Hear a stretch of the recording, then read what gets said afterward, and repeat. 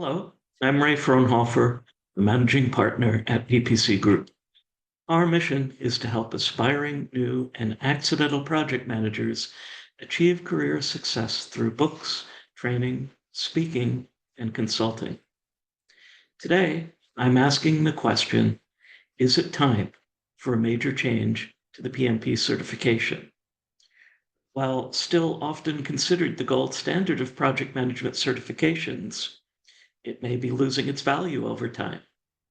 After more than 40 years without significant changes in requirements, it may be time to rethink the process. This presentation is the product of more than a year of careful consideration. It is also more critical than ever that credential holders understand the steps they need to take to continue to ensure their credential provides real value for them and their employers. For reference and legal disclaimers, over the past year, drafts of various parts of this presentation have been shared with dozens of senior project managers and PMI leaders for comments and input. In addition, ChatGPT and PowerPoint design aided in slide creation. Microsoft Copilot and Grammarly were used to assist with the scripting. PMBOK and PMP are registered marks of the Project Management Institute, Inc. Other company and product names in this presentation may be trademarks or registered trademarks of their respective manufacturers and sellers. So with that out of the way, let's dive in.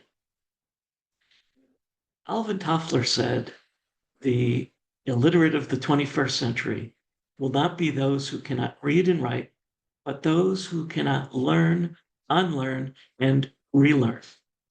Toffler highlights the importance of adaptability in the modern era. He emphasizes that success depends not just on acquiring knowledge, but on the ability to learn, unlearn outdated information, and relearn new concepts. This sets a philosophical foundation for this presentation, underscoring the need for continuous evolution in project management practices and certifications like the PMP. Today, I will start by sharing 6 potential issues that I've identified with the PMP certification that may be affecting its value and standing. There has been no formal study, but anecdotal evidence is presented to generate discussion and inform potential solutions. A large part of the value of the PMP comes from the certified individuals themselves, so advice is presented to help them understand their role and part in upholding the value of the PMP. Finally, I present some questions for your consideration to generate feedback and further discussion on this vital topic.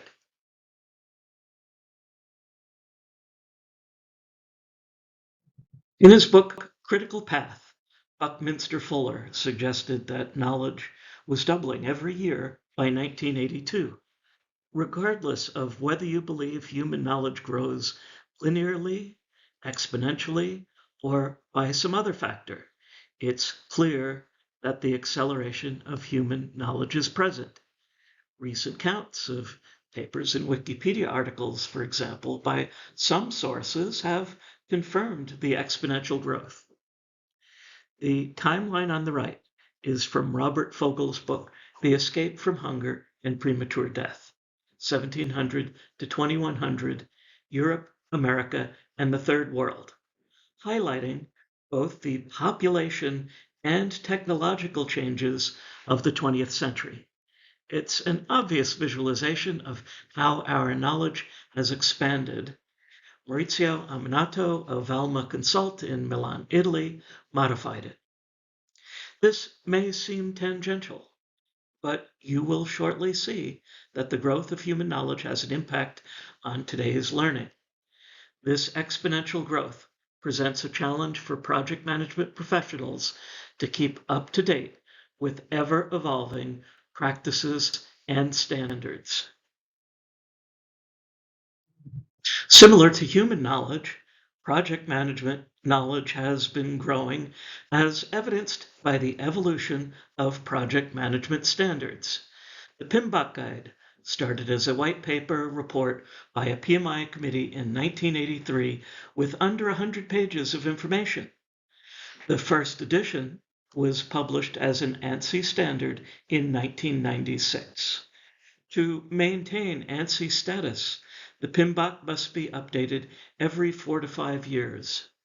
As of 2017, the knowledge has grown to more than 800 pages, accompanied by the more than 200 pages of the Agile Practice Guide. The 7th edition has taken an entirely different approach. Rather than having a process and knowledge area orientation, it is principle-based.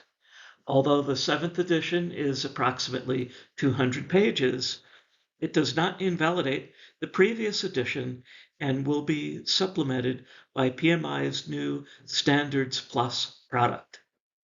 And while it is called the body of knowledge, and PMI claims it focuses on the how, the actual body of knowledge is much larger.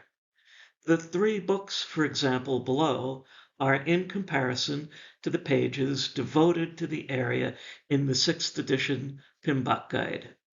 Much of the real how needs to be obtained from sources other than the standards. This table tracks the evolution of PMP exam questions and content areas over time. It shows changes in the number of questions and shifts in focus from functions to knowledge areas and now domains.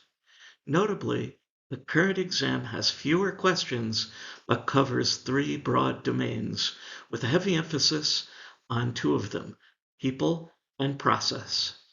This evolution reflects attempts to adapt the exam to changing project management landscapes, but also raises questions about depth and coverage.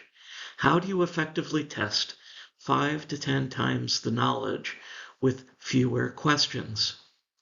Consider, for example, that the Institute for the Certification of Computer Professionals CCP exam, which is a 3-level certification with 2 of the 3 levels consisting of 3 separate exams, and the executive level consisting of a written assignment. Or how about the CPA exam, which consists of 3 separate core exams and a discipline-specific exam? These other professional certifications have much more depth. Critical issue is that while the volume of project management knowledge has grown, the exam and certification requirements have remained essentially unchanged for decades. The stagnant 35-hour training requirement and consistent renewal requirements of 60 PDUs contrast sharply with the increasing knowledge base, raising concerns about whether current certification processes sufficiently assess candidates. Due to this lack of change, many third-party educational institutes and trainers have also maintained a 1-week or 35 to 40-hour course for teaching project management fundamentals. Many extended study certification programs are reducing requirements to meet the demands of students seeking faster certification. These same students are rushing to take the PMP exam, but often struggle to meet their employer's needs in the workplace. But the big question remains, how do we fit the larger body of material into the same timeframes? Curve of forgetfulness illustrates how information retention declines over time without reinforcement. This concept is crucial for certification programs like PMP, where candidates may forget much of what they learn if there are no mechanisms for ongoing practice or review. It underscores the need for continuous learning strategies to maintain competency beyond initial certification. It also highlights the ineffectiveness of cramming for the PMP exam. Having discussions and hands-on exercises increases retention to 75%. You can further improve your retention by taking other actions and teaching others. You can take notes, complete assignments, and share your knowledge with your work and other professional colleagues. By putting the principles of the course into action, you are maximizing the value you receive from them. Educational science has shown that one of the most important ways to increase retention is through writing essays. The research and writing process helps with both knowledge retention and acquiring new learning. However, my experience has shown that to keep my classes attended, I had to abandon the writing of essays and explore other methods to improve retention. If you want to learn more about this idea, I suggest you watch the YouTube video referenced on the slide. Another problem stems from a disconnect between market wants and market needs. I've observed a sharp contrast between what learners want and what they actually need to learn. Learners prefer quick, easy to digest content, such as short videos and fast certificate paths, which often offer minimal challenge. However, effective learning requires repetition, deliberate practice, and continuous training to enhance retention. This disconnect poses a challenge for project management and PMP training programs to balance learner preferences with educational effectiveness. Giving learners what they want is often counterproductive. They need repetition, deliberate practices, and opportunities to enhance retention. Yet student demands are shaping the learning marketplace, leading to issues with short exams that learners can cram for. Cheating in the certification process is both accidental and deliberate. I have many students entering my classes emphatically stating their intention of taking the PMP exam after the program. Yet many of these students don't even know the requirements. Accidental cheating stems from misunderstandings of exam requirements and minimal application scrutiny by candidates and PMI. When I applied for the PMP exam, I had to break down my resume into projects, identifying the time and referenceable contacts for each. Today, it's easy to just check a box indicating you have the experience, meaning many who misunderstand or have not looked at the requirements in depth may be able to check the box and take the test without truly meeting the requirements. PMI audits of applications are also very low by their own admission, making it easy for them to go unnoticed. Deliberate cheating involves falsifying experience and unethical practices by some candidates. Some of these candidates are further encouraged by unethical trainers and fake exam prep companies. These issues threaten the integrity and credibility of the PMP certification. The low bar for audits also means many of these may go unnoticed. The issues we've discussed include the growth of knowledge, lack of exam depth, stagnant requirements, cramming, the use of learning shortcuts, a market driven by learners rather than sound science, and accidental and deliberate cheating, all of which contribute to the devaluation of the PMP certification in the eyes of employers and managers. A growing number of certified individuals may not meet workplace expectations, leading to widespread disillusionment. This perception threatens the certification's reputation and highlights the need for reforms to ensure that PMP holders truly demonstrate the skills and knowledge their certification implies. In discussing this idea with senior leaders, everyone knew of at least one hiring manager who deliberately avoided hiring PMPs. Although there are no formal studies or numbers, anecdotal evidence suggests that the problem, which has always existed, is growing.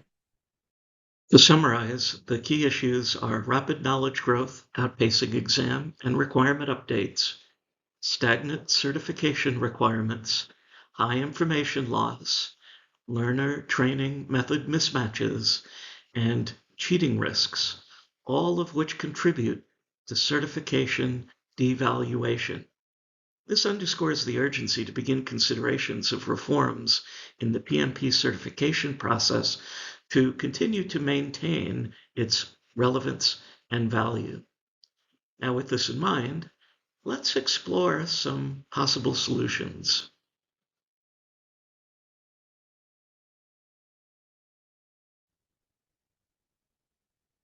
While we may not want to make the PMP a symbol of exclusivity or on a par with a professional license, some form of change is needed to maintain the PMP's value. The structure may have made sense 40 years ago when the PMBOK guide was small. The knowledge has significantly expanded. While it's nice to have a lot of PMPs, we also need to be sure that the PMPs we're certifying are up to the task of managing projects. Lowering the bar too far will not achieve that. Some changes to the exam and structure could improve that. One possible solution is to move to an enforced 3 or maybe even 4-tier system that would start with the CAPM and then the PMP and expand into senior and possibly PMO or executive tiers. This is very common in many professional certifications, including many that do not lead to licensing or legal CPA level careers. The primary benefit is that it builds a long-term career path for certification candidates and gives an opportunity to judge their growth. Also common in other professional certifications is a multi-exam approach. For example, there could be a separate waterfall and agile exam. There might even be optional exams, such as for a PMO leader, or a written exam for project management executives. While some elements of this are present in the current certification offerings, more attention could be called to this by adopting a more formal structure. Also, since the questions are randomly selected, specialized exams would ensure the equal testing of, for example, different project methods. Today's exam covers a broad spectrum of material, and with randomized questions, some areas may not be adequately tested. Having 3 exams of 90 questions specific to topics may be better than 180 questions selected from 3 domains at random. The Australian Project Management Institute also requires a formal assessment by an assessor, someone who works with the candidate to see if they are demonstrating the necessary professional skills. An essay or other written assignment may be used in place of observations. If communication is a large portion of the work, as the PMBOK implies, it would be valuable to know that there is a certain level of communication skills. Subjective components, such as practical assessments and essays, would also strengthen the system against cheating and promote the idea that proper learning must take place. Finally, rather than loosen oversight, it might be beneficial to increase audits and have a defined process in place to systematically audit a larger number of applications. Of course, there is no reason why any of these ideas can't be separately implemented or maybe even combined. However, adopting all 4 would make the PMP certification mirror many other professional certifications around the globe.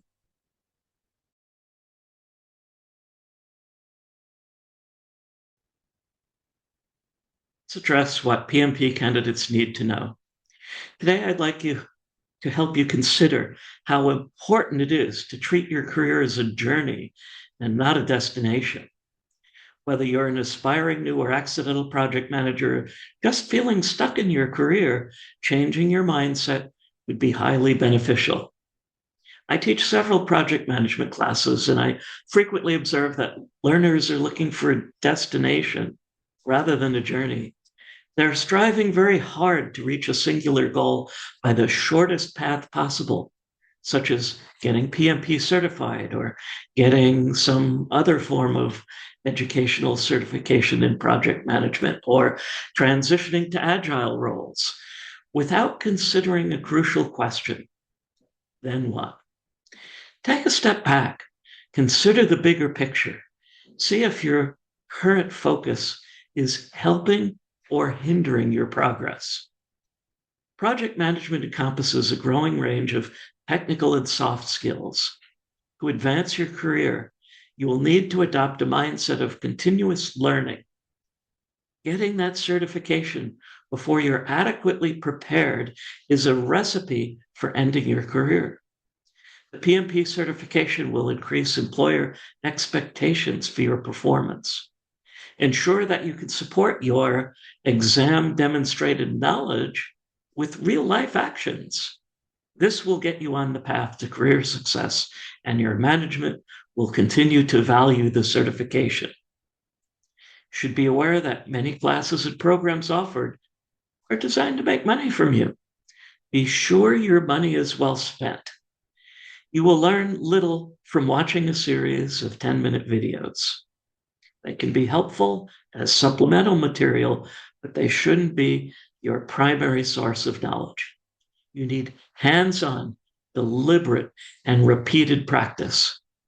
While you may want to avoid open-ended questions and assignments and writing essays, these are science's prescriptions to ensure learning.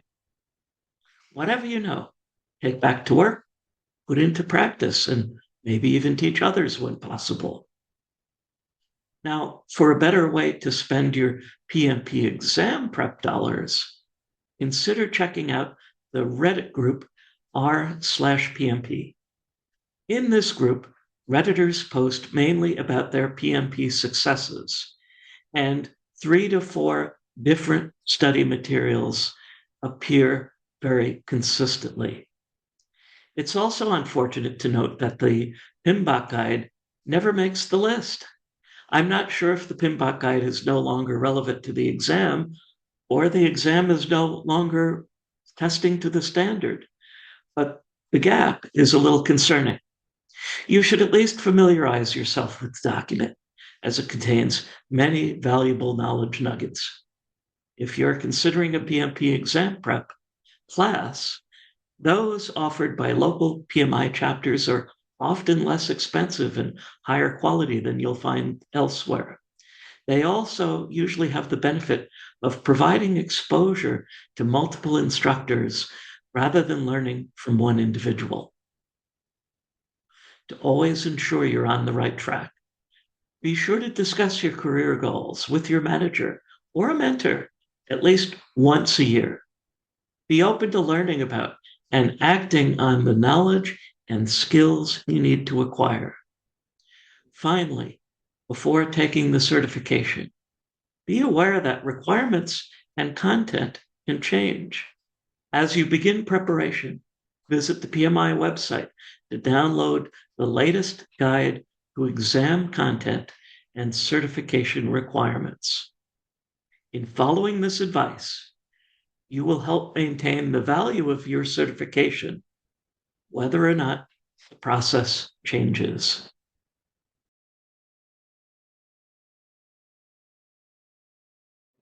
In summary, this presentation examines some issues that may be devaluing the PMP. Some solutions were presented, along with some general advice for PMP candidates. Candidates following this advice will better preserve the value of their certification for themselves and future generations. Do you agree that the PMP's gold standard status is diminishing? Are there other PMP issues that need to be considered? What do you think of the solutions? Which resonates with you, and are there other solutions to add? Please post your thoughts in the comments below. I'm looking forward to reading them all and may modify this presentation in the future or produce a follow-up. In the description below, I'm also going to post all the links that appeared in this presentation, as well as a link to a complete PowerPoint version of this presentation. As always, thanks for watching. Please like and share this video with others so that I can gather more ideas and feedback. Consider subscribing to the channel and turning on notifications to stay updated on future videos. I'll see you soon with more tips and project management information.